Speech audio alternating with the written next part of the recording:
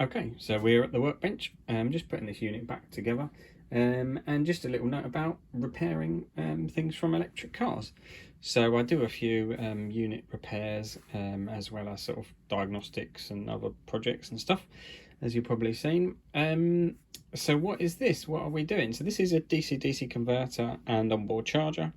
So it has two roles, this unit. It charges the 12-volt battery from the big battery when you're charging or driving the vehicle, and it also takes mains electricity and changes it into the sort of high voltage DC for the high voltage battery to charge that up, when you're at home, or if you use an AC charger out and about. So these units from this particular car are about £3,500 from the dealer, but they have a common failure point, and there's a couple of capacitors just in there, and they have a tendency to explode.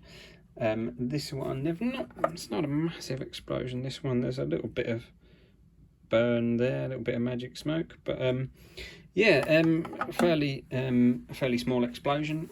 But yeah, it's kind of a little bit tricky with these because this circuit board, you can see all these solder points, and then there's sort of similar on the other side, all those solder points.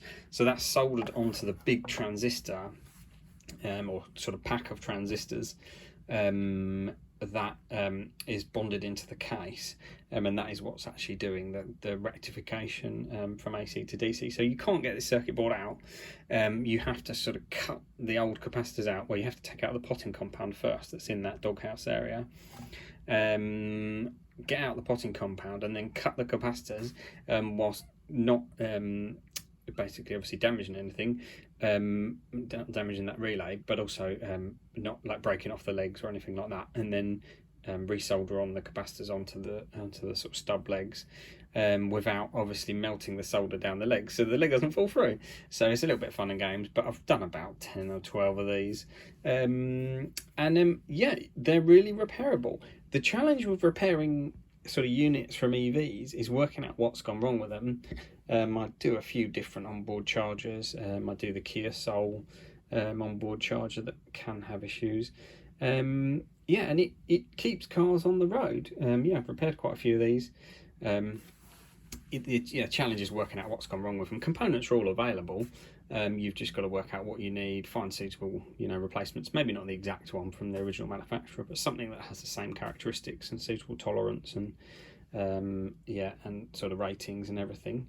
But units from EVs are repairable. Yeah, it's a bit different, but I enjoy doing it. I basically don't charge anything if it's not repairable, so I will happily look at a unit, try and work out what's wrong with it. This is not from a particularly common EV, but it's obviously worth repairing because the garage have sent it to me and the customer's happy to pay for it to be repaired. Interestingly, what's just arrived is an onboard charger from a Tesla.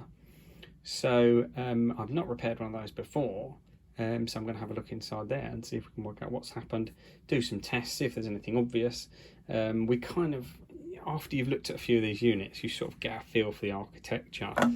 So on these, this one's handling the comms, so the sort of PP and CP with the charging equipment, checking the voltages, things like that. And then further down is the sort of power electronics. So we've got some big coils here, nice inductor there. They do a little pre-charge to kind of as they warm up and stuff like that. You kind of just get a feel for the architecture, and another one might be a little bit different, but kind of follows roughly the same pattern. It's got to do the same job, so it's not going to be massively dissimilar. But these ones also blow a fuse when they when those go pop, so send a fuse back with it as well. So the garage will get this back, just putting this back together. This will all be sealed up, so it's all watertight, and the fuse will go back with it, with a little note to the garage of how to refit it, and they'll put it on, check it all works, and we're all good. So yeah, a little bit of fun, and maybe another video to follow about a Tesla onboard charger, which would be cool. All right, catch you later.